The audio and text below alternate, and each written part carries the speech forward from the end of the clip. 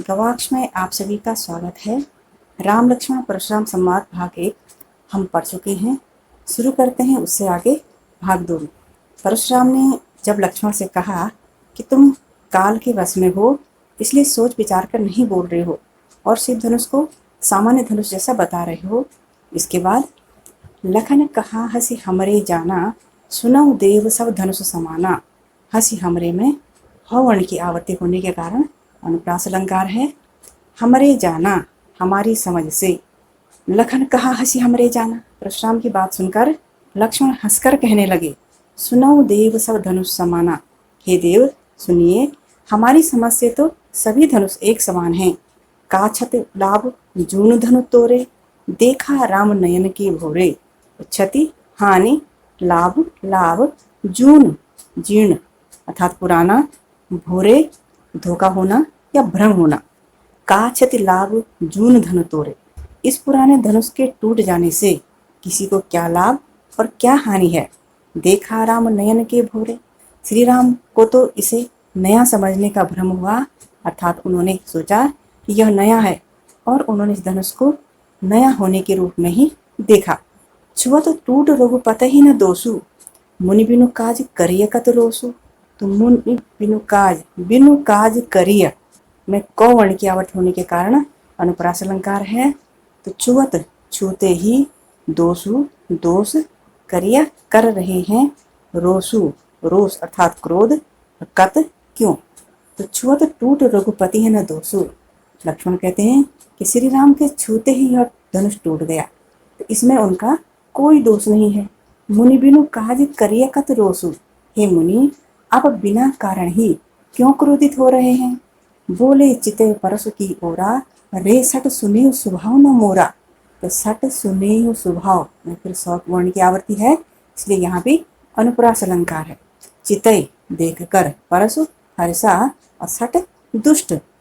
परशुराम अपने फरसे की ओर देखकर लक्ष्मण से कहने लगे, रे सट सुने स्वभाव न मोरा, हे दुष्ट तुम मेरे स्वभाव के बारे में नहीं जानते हो।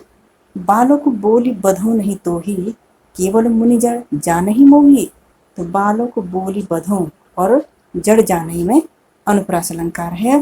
तो बालों को बोली बालक समझकर, बधो बध करना, और जड़ होता है मूर्ख, यहाँ इसका तात्पर्य मात्र से लेंगे। बालों को बोली बधो नहीं तो ही, मैं बालक समझकर तुम्हारा वध नहीं कर रहा हूँ, केवल मुनि जड़ जान ही मोही। तुम मुझे केवल मुनि समझ रहे हो, अर्थात मैं एक योद्धा भी हूँ। बाल ब्रह्मचारी अति कोही, विश्व विदित क्षत्रिय कुलद्रोही। बाल ब्रह्मचारी बौ की आवृत्ति अनुप्रास अलंकार, कोही क्रोधी और द्रोही शत्रु। तो बाल ब्रह्मचारी अति कोही, परशुराम कहते हैं कि मैं बाल ब्रह्मचारी और अत्यंत क्रोधी हूँ। विश्व विदित क्षत्रिय कुलद्रोही, सारा संसार जानता है कि मैं क्षत्रिय कुल का शत्रु हूँ। भुजबल भूमि भूप बिनु कीनी, विपुल बार महि देव नह दीनी।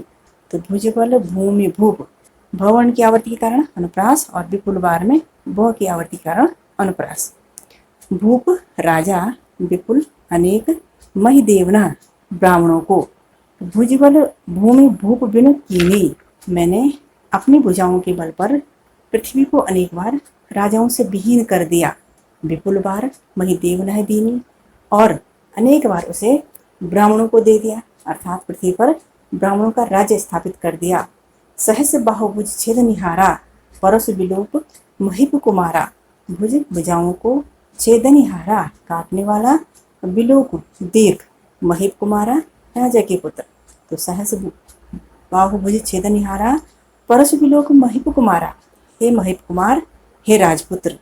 परस विलोक मेरे इस फरसे को देखो, सहस बाहुभुज छेद निहारा, सहस बाहु की भुजाओं को काटने वाला यही फरसा है। मत पिता जन सोच बस करसी मही किशोर, जन मत सोच बस शोक युक्त या चिंता युक्त, करसी कर महेश किशोर राजपुत्र। तो हे राजपुत्र तुम अपने माता पिता को शोक में या चिंता में मत डालो, क्योंकि गर्भनह के अर्भक दलन परसु मोर अति घोर। गर्भनह गर्भ के अर्भक बच्चे, दलन नष्ट करने वाले, घोर भयंकर या निर्दयी। तो गर्वना के अर्भक दलन परसु मूर अति घोर, मेरा यह फरसा इतना भयंकर और निर्दयी है कि इसने माँ के गर्भ में पल रहे बच्चों को भी, शिशुओं को भी मार डाला है। अर्थात तुम तो बड़े हो, ये तुम पर क्यों दया करेगा। इस काव्यांश का काव्य सौंदर्य उसी तरह होगा जैसे भाग 1 में बताया गया है। अब आगे देखिए काव्यांश प्रश्न। पहला प्रश्न हो जाएगा, परशुराम ने अपनी क्या विशेषताएं बताई। इसका उत्तर होगा, परशुराम ने बताया कि वे बहुत क्रोधी हैं, बाल ब्रह्मचारी हैं, संपूर्ण विश्व में अनेक बार क्षत्रियों का नाश कर चुके हैं और अपनी भुजाओं के बल पर पृथ्वी को कई बार राजा विहीन करके इस धरती को ब्राह्मणों को दे चुके हैं, अर्थात ब्राह्मणों को राजा बना चुके हैं।